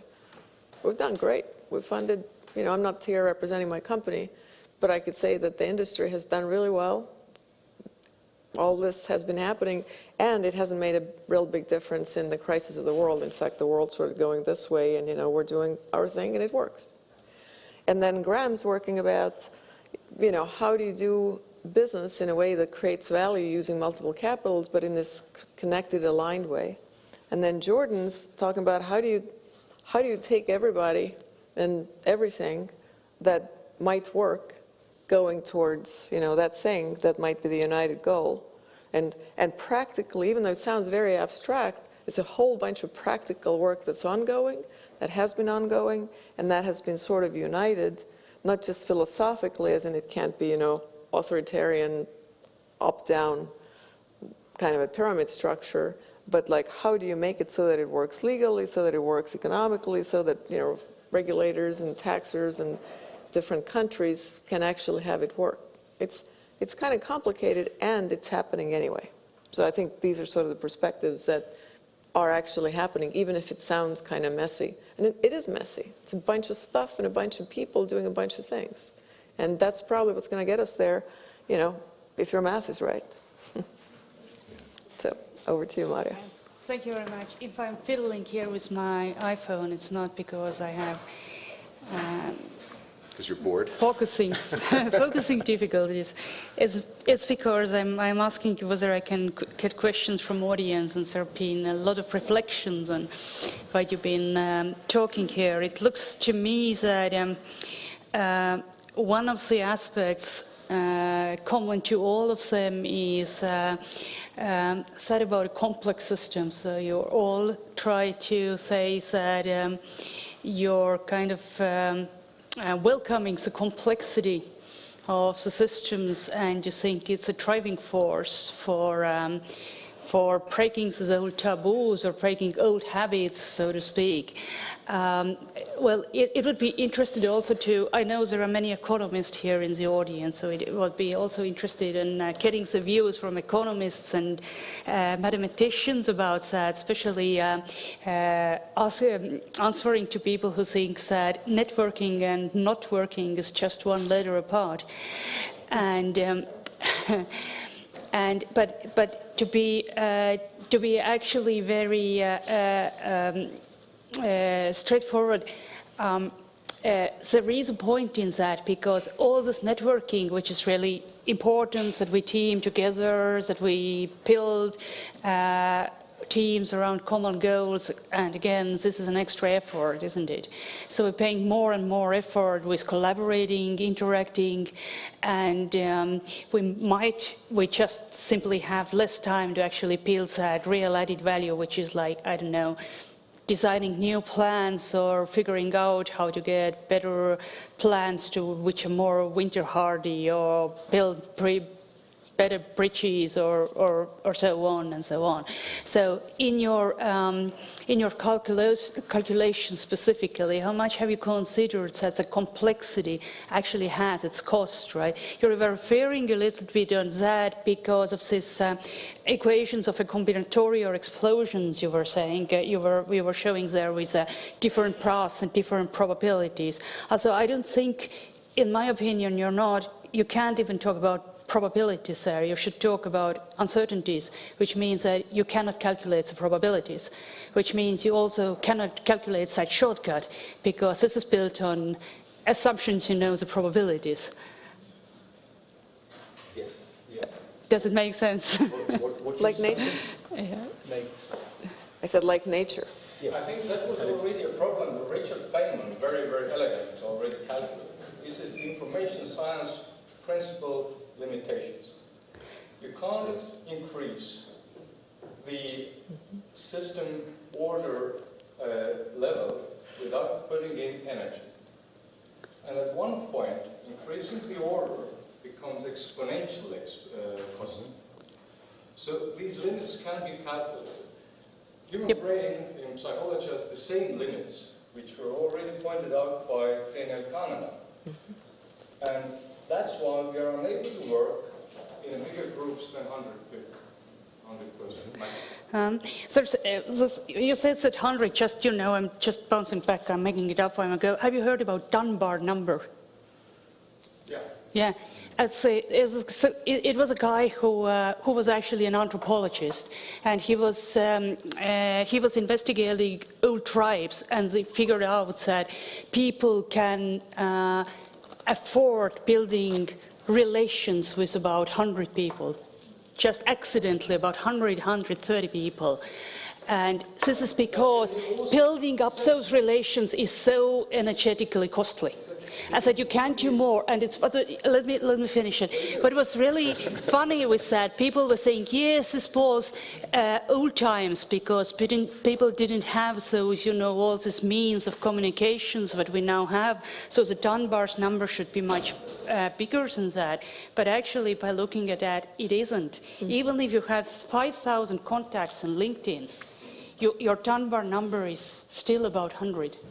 And you mentioned working together, right? So that Dunbar number is maybe about relationships. When it comes to how many people you can actually effectively coordinate and collaborate with, I don't know, maybe that's 4 to 12. Like, well, you can collaborate armies. You can play, but that's higher order organization beyond, right? So I think not necessarily.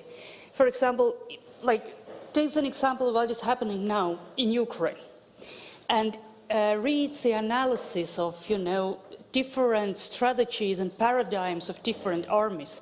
Since the Russian army is exactly what you say, very hierarchical. Whether Ukrainian army, which is trained based on the NATO doctrine, is actually built up of very many very independent autonomous units. Correct. Who can exactly. make their own Yeah. decisions. So it's like team of teams. Exactly. Yeah. Teams of teams, exactly. Yep.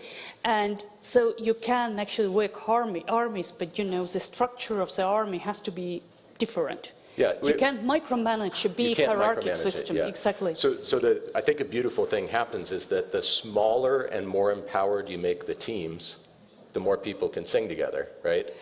It's like, so I think that the logic's all pointing in that direction, that you need a massive network of decentralized, autonomous, empowered, small working groups, but coordinating in service of higher order goals. So.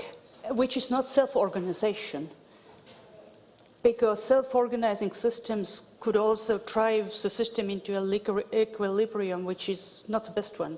Correct. Which is kind of a suboptimal. So, yeah. Can I jump in? Yeah, sure. So I can't resist. I was not going to go there, but I am going to go there. So first of all, one of the reasons why I love what came together in the last couple of weeks in Estonia is because it's not just the number of people. I know a lot of people. But it's that what happens, what is the productivity of these connections, and how does that happen? And Estonia is a good example, not the only example, but a really good example of highly connected place. And in this old-fashioned world, it almost looks like corruption, because my cousin is married to your cousin. We go to sauna together, and, you know, we were in camp and we worked together, and then our spouses and significant others happen to be also, you know, distantly related to most of the people in power somewhere. Because that's just a natural connectedness. And we kind of try to pretend it's not so. And it's not corruption in that it's lawlessness and not following rules and not paying taxes, right? And self-dealing in this lawless way. But it sort of doesn't fit with the current system. But in this more connected system, where you actually start taking advantage of the connectedness that's naturally already present in a place like that, whether it's a community level or a nation state happens to be in NATO, EU, and in the armpit of unfriendly folks, which is a very interesting situation, actually. All of a sudden, you can really make hay out of that connectedness. And then the other question is, there are a couple of ways that you can make this much more productive. Whatever the Dunbar number is it the productive set of engagements or not? And one of the key ways to make it more productive is actually what we were talking about earlier today. We were speaking with someone who's very much interested in, let's just call it changing the consciousness. What is possible for a human being in relating to themselves and the world? Many problems in the world are kind of emotional right now, right? The polarization, the opinions, like data doesn't talk to us, analysis doesn't talk to us as well as it used to, at least on the community level. Look around any country. It's not just, isolated places. And at the same time, emotional tenor is off the hook. It's like everybody's triggered and angry, and either it's sort of self-righteous narcissist stuff, or it's this victim, martyr, unable, unwilling to take responsibility, blaming everybody else and expecting somebody else to fix the problems. But you know what? That's also not a normal state that just has to be that way. That's fixable. there are people that know how to fix this. Some of them live here. We met with Ingvar Villido and a few of his colleagues, and he wrote the book Practical Consciousness, yada, yada, which is fantastic. And, that stuff happens. Of course, it's popular in California, where I'm from, but, clearly it's happening here. And so if we learn also how, as people, we learn how to deal with ourselves and each other, and, whatever we see as circumstances, all of a sudden much more becomes possible. And if you add to that these small teams that work well together, then you get to this sort of emergent problem-solving, connected, real-time, let's all come together and figure things out situation where we all probably have experience where we've been in a good band or a good team or sports team or, problem-solving team, where all of a sudden it feels like we're all drinking from the same source. And our backgrounds are totally different, but we're all having more insight, you just feel it in the room. Like, that's a human phenomenon. It's an engineerable phenomenon. And if you learn how it breaks and how to put it together, all of a sudden this productivity per connection is a completely different conversation. Because much more becomes possible and in a kind of an emergent way. And when I say emergent, I mean it is a discussion of what, it's about perceptions, making decisions, and how you do that and what becomes possible from that, but in this multi-dialogue. And in a real-time moment. So it's not that I walk in and I'm an expert and I'm going to quote what I know. It's more something is literally dropping in, and then it drops into you and it adds to what we say, and all of a sudden at the end of the meeting we're all more energized and something good came in. How do we do more of that? But that's kind of a human, like that's not a math, maybe there's a math to that. I think of it more as human and consciousness. Emergent behavior is characteristic of complex systems. If you don't have complex systems, and you can enter it anywhere. Emergent behavior. You enter it anywhere and you end up the same, that whole complexity and emergence conversation, whether it's human or whether it's system side, like it's already happening. We're just describing it. It's already been happening a long time. There's a question from the audience. I don't know, actually, it doesn't tell to whom it exactly is. Maybe all three of you. Looking back to history, which cooperation model is the most similar to your ideas? Like historically, where do you think were the golden times where, people were acting exactly the way that you're describing? I'll pick up on that. A few examples of similar ideas.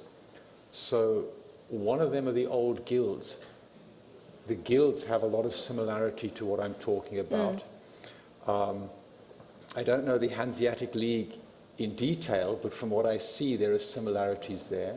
It was quite loose organization, as you said, like small autonomous nodes, but they had their own book of rules, which is much common to everybody. A book of rules, and there was a level of collaboration. Yeah. And by the way, when I talk about collaboration, I'm not talking about people just coming together on a Friday night after work and talking to each other and getting to know each other. I mean real tangible collaboration where you're sharing resources, where you help competitors succeed because by helping them, the entire area you're working in will be more successful and you'll all succeed better. The other really good example of that is if you go to Asia. When I was out in China, one instance that really took some of the senior P&G managers by surprise, a visit from some senior managers from the US to one of our Chinese suppliers, and halfway through that meeting the CEO said, "Oh, by the way, so-and-so down the road was having a problem with your other project that you're doing with them." Now, obviously, P&G set them up as competing suppliers. But don't worry about that problem. We sent our two best engineers down and solved it for you.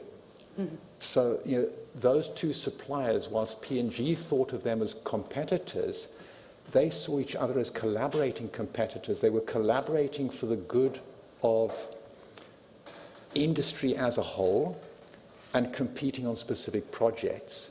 And if you look at, for example, the big Japanese conglomerates, or in South Korea, or in China, again, there's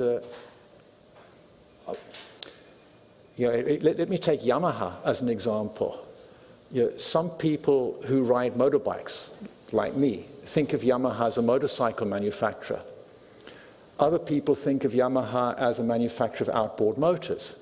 Well, okay, two different companies, but we can see the connection there. But then if somebody's into music, they might first of all think of Yamaha as a piano manufacturer or music instruments. What's not well known, Yamaha also runs music schools. And so you have completely different kinds of businesses that are all united together in one holding company that can share resources with each other, tangible collaboration.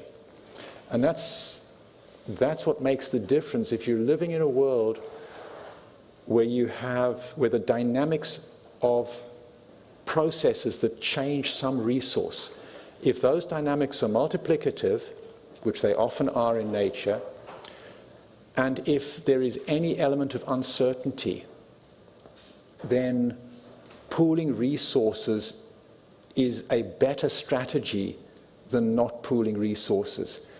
And the more you have additional costs in, the more beneficial it is to pool. The best example we could find looking beyond the ones that Graham just talked about, Graham and I were moving in parallel on other sides, was Mondragon in Spain. So we ended up taking a couple different week-long trips with a leading professor in the US and groups of grad students over to really study that model in detail. But that's an example of, over the course of 70 years out of, post-World War II, Franco, people getting fed up with the corrupt and unjust systems of economies, starting co-ops, making parts for an oven, let's say, I think was the first one. And over the last, few generations, that's grown out to, I think, 80,000 members maybe, and $13 billion, 100 different co-ops, with a loose federal model that almost kind of approaches how a nation state runs. But so they have a loose federal model that does Social Security and banks and social safety nets and all those different kinds of activities. And then beyond that, you can look at governance models like the United States or Switzerland or whatever we think might be some of the examples of democratic organization that have worked okay.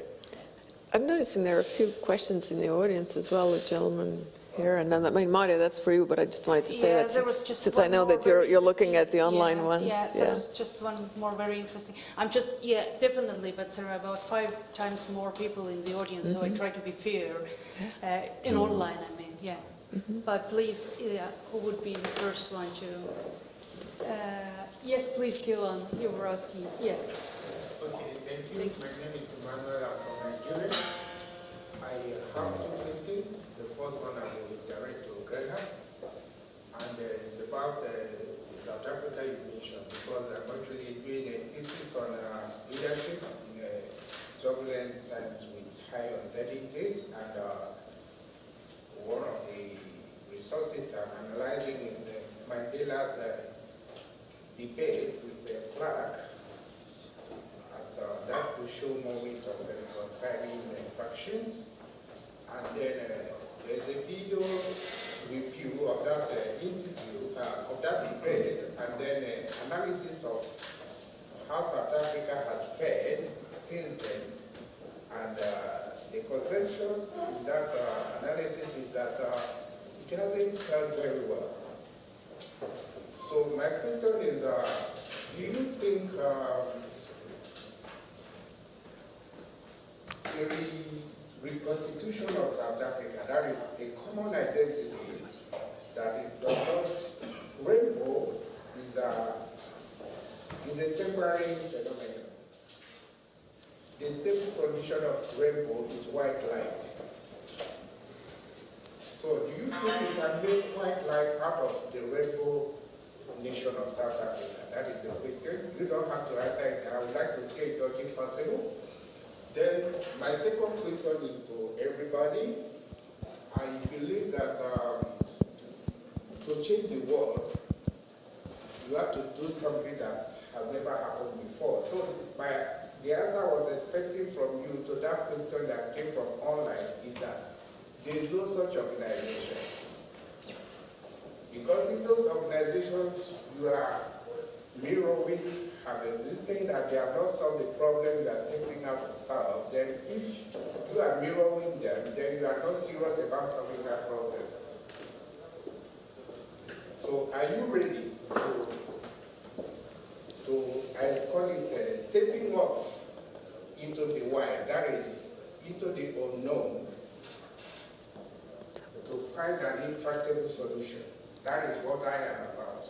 It's our morning conversation, right? Let me pick up on that, given that there were two questions. So, first of all, on the South African side, when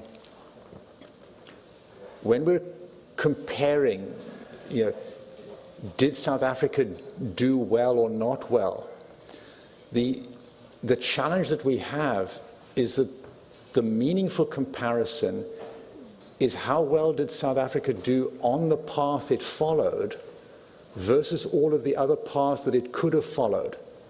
And the thing is that none of those paths are accessible to us. We don't know what would have happened in South Africa. If I give you an example, one of the really pivotal points in South Africa where the country could have gone onto a completely different path was an assassination of what was probably the person who would have taken over from Mandela as president afterwards. And that assassination by a white guy could very easily have derailed everything completely. So had South Africa gone onto that path, that may be the relevant one to compare with, but we don't know what that path would have been. So I can dive into more detail with you separately. To your other question, absolutely. What we're doing is we're taking inspiration from the best that is out there, but the companies we're building and how we're locking them together, I don't know of anybody who's done anything close to this historically, for exactly the reason that you're talking about. We can't fix new problems by just re-implementing identically an old solution. And I would love it if somebody showed me a better way of doing it than we're doing, and I would immediately jump onto that. I just quickly respond to your question about whether we're ready to courageously venture out into the unknown to figure this out by asking you the same question, which is, are you ready to courageously venture out into the unknown to figure it out? And if you are, I'd like to support you. And I feel like that's really the moment. So I think that's the more insightful question, is I have not been able to find, like you, in the patterns of the past, that which, if we put the fullness of ourself behind it and took it to its logical end, would result in the world that I want my daughter and your daughter to be living in. And so I think that is this moment in history. And as I'm going out into the unknown, I'd like to see you there. And I would add to that question, are you sure you're not out there yet? I feel like I'm out there. Yeah. Our session is coming to the end, so I would like to take one question from online and from you in the audience. So the online question is very specific. Is there any patterning emerging so far in FareShare's Commons? In what pieces are best shared collaboratively and or what best held in competition? Could you repeat the question? Yeah. I didn't quite Is get there it. any pattern emerging so far in FareShare's Commons? No. In what pieces are best shared collaboratively and what are best held in competition? I can give a perspective on that. We're not yet big enough for me to really say, yes, this is an emerging pattern.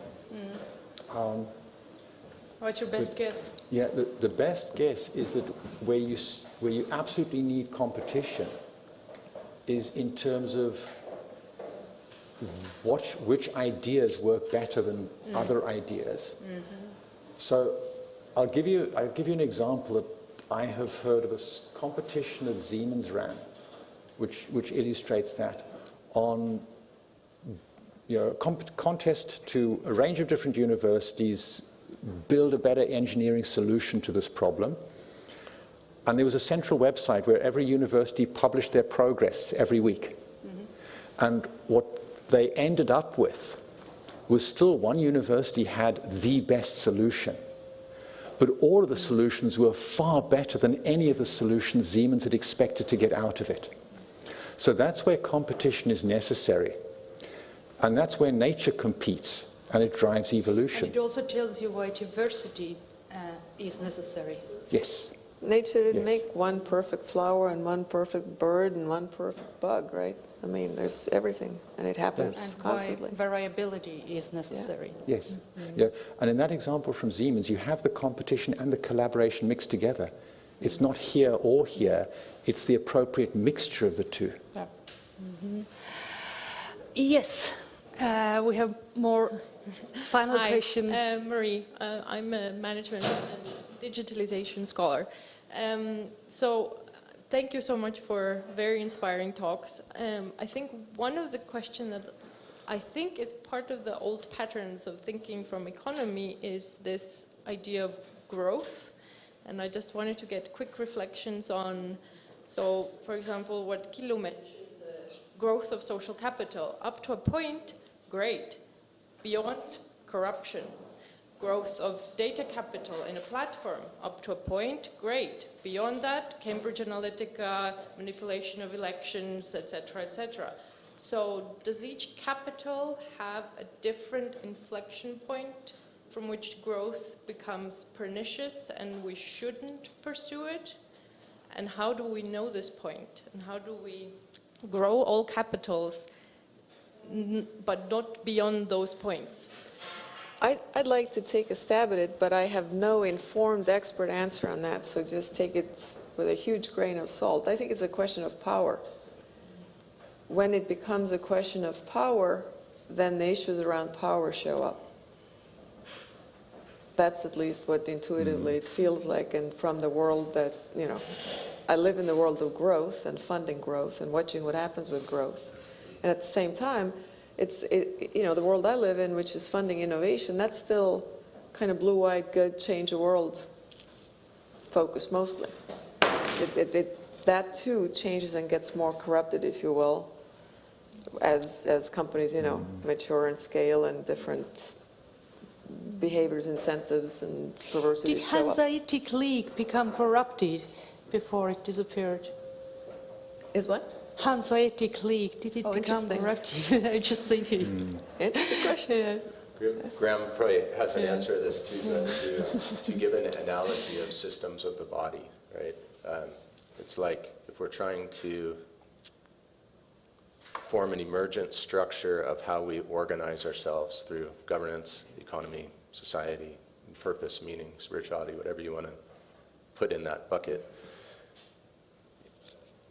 It's like the question of how do we organize ourselves to become an organism that works, right? And so if you look at how that happens in your body, you can differentiate out the different systems.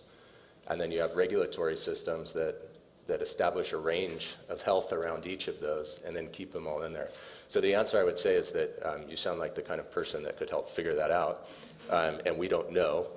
And I think that's exactly the right approach, is to look at, okay, what are the different parts of the body of society of what we dream we might be able to manifest collectively? How do they relate to one another? And if we look at this as a single system designed to produce throughput of the goal of flourishing life, then what are the bands in which these need to be kept? And we'll get the bands wrong. Like, we know that for sure. We can't calculate them and we'll get them wrong. But I think a group of smart people in the same room could calculate it within reason, and then you start watching it. You know, we start watching it and allow it to be an emergent property, and when we see the body getting sick, we'll be able to diagnose that. Final thought I'll put in on that, picking up on what you said, that we'll get them wrong.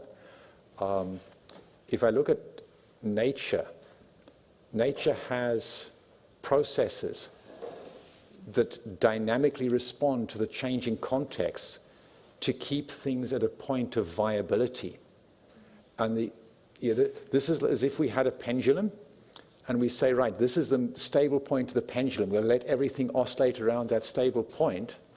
However, somebody else is moving the top of the pendulum, in a random way. So the stable point is moving as well. And this is the whole issue with such highly complex, nonlinear interacting systems.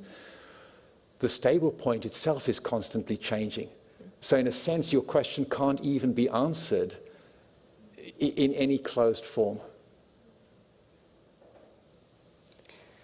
May I just say one more thing? And this is sort of more about the conversation and the discussion. I love that there's this engaged, interactive discussion. We actually have an event tomorrow. We probably have another, maximum 15 people that can join. But for people who are interested and willing to speak up, we want to have this kind of a conversation, but with less of an expert audience. So there are also people from different, areas of life, but continuing that. So if continuing a form of this discussion with less of a, we're not going to give slide talks, is interesting, then just, stick around and we'll tell you more. But I just wanted to say that since it looks like there's so many questions and, there's engagement here, and it feels good because the questions are fantastic as well. And the questions also about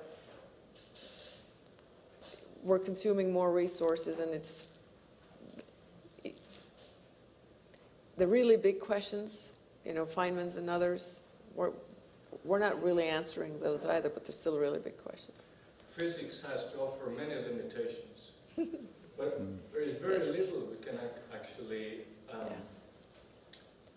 because I think limitation is not in the physics or in the chemistry, but in the executive level of understanding the limitations.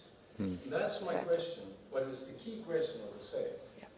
Let's say we have a big problem with climate. 2022, that was Nature Communications, the volume 13. Alberto Arribas et al. Published a paper, Climate Risk Assessment Needs Urgent Improvement. It's a fundamentally important paper. This paper, which is published as a top-notch scientist's research, we all are scientists, most of us. We know many, many different fields, many different data sets, everything. We have methods, we have experience, and so on. Some of us have been scientists for 40 years already. And we publish every day urgent reports, data, clear data, visualized data. But after this publication, I don't know if there was any VC or private equity management fund that should be set up because of this publication. It's a key question, I think. But that's a misunderstanding of VC, and I can't speak for private equity. And this is a conversation in Future Capital as well. Investors don't lead, investors follow. And there's a bunch of investors on the sideline. There's a whole lot of money that's interested in doing this, but they need somebody to lead and build. Folks like me and folks who are, I used to be VC, I'm now a venture lender. It's a little bit different, but still similar, right? But fundamentally, what we're trained to do, and we're reasonably good at doing, is actually looking at a bunch of people with a bunch of projects and a bunch of companies that show up, and there are people in this room who are trained in that and do that well as well, or have done that in different contexts, and then picking the one or picking the few that can create, whatever we want to look for. Usually it tends to be some highest value at the reasonable risk over a, reasonably short amount of time. Like, we can do that, but we can't lead a new thing. Once somebody comes, once a whole bunch of people come, because if it's just one thing and it's the first one, I don't want to touch that. But if it's a bunch of things, and if it feels like this whole conversation where, whether anyone's talked about it and called it something or not, it's here. And it's very vigorous, and it's only increasing. That's interesting, but show me more. For something like you're doing, the answer is show me. I want more proof. I want to see this. I want to see that. And I'm just sort of embodying a typical investor. But it's interesting. We're watching, right? I mean, I'm a life science investor, but embodying this hypothetical investor, like, that is just our pattern. And we're actually good at doing that, but it's not our job to lead or to create the new funds, following a very valuable, meaningful, scary article. To me, scary based on just what you said. I think what she's saying is that there are bunch of papers, a lot of papers saying that climate change is real. All renowned scientists are writing papers about climate change is real, but there are so many papers, there are not so many papers about what to do about it. Yeah. So to answer your question concretely, there are funds getting set up, and venture capital and private equity absolutely will not lead. They won't. Just like Keely said, it's impossible. The incentive structures are wrong. The total framework is off, right? So again, it's like, what are you and the scientists doing to help, right? And maybe we can do something together. But I mentioned that, let's say we pick some ontology like the SDGs as a proxy for 193 nations have signed on. Maybe there's some credibility. We could articulate something better, but good enough. Zero hunger, zero poverty, like a regenerative society and economy moving in service of life. Okay, so now we have an ontology of 17 different things. So we're working to set up contests around those to flush out the best ideas from around the world. And we're working to set up funds so that as those best ideas and leaders get flushed out, we can start trying to fix the discrepancy and mismatch. One of the terrible things that's happening when I talk to people on the funding side, they're frustrated because they don't have enough good ideas to fund. And when I talk to people on the impact side, they feel like they have the ideas and solutions and can't get funding.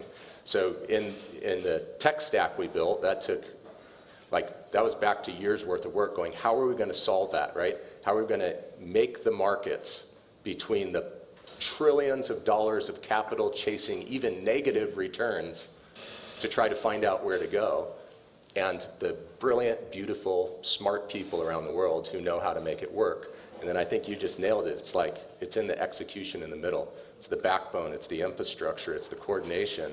And the discrepancy between the available capital and the capital models of returning the capital to investors and the science is that the timing perspective is different. If I'm talking about climate assessment risks, these risks might happen after 40 years. Yeah, you exactly. want to be sure in a capital management model that the fund ends maximum after 20 years of management. Yeah. So they, Ryan, this is a so long conversation you just started, and I'm getting awfully worried about, we Estonians used to be very precise in time, and now we're 15 minutes over time already. So I just can't let it happen. It's like, it's absolutely, for our reputation, it's horrible. Can I make an offer? If there's anybody that would like to continue the conversation, we could set up another roundtable discussion with some people on Zoom or something if it's absolutely helpful. we can continue. We can even make a little break and stay here when people who are feeling uncomfortable leaving but who have to fetch their children from the kindergarten can have a dignified exit, and then have dignified exit for those who really have to run because of the other responsibilities. And I would like to thank everybody who is sitting here and also all the audience who is online right now. So let's make a big applause for everybody. And Teltech for organizing. Thank you very much for coming. Thank you. Thank you so much to Teltech for facilitating and hosting. It's delightful. Anytime. Yeah, Estonians usually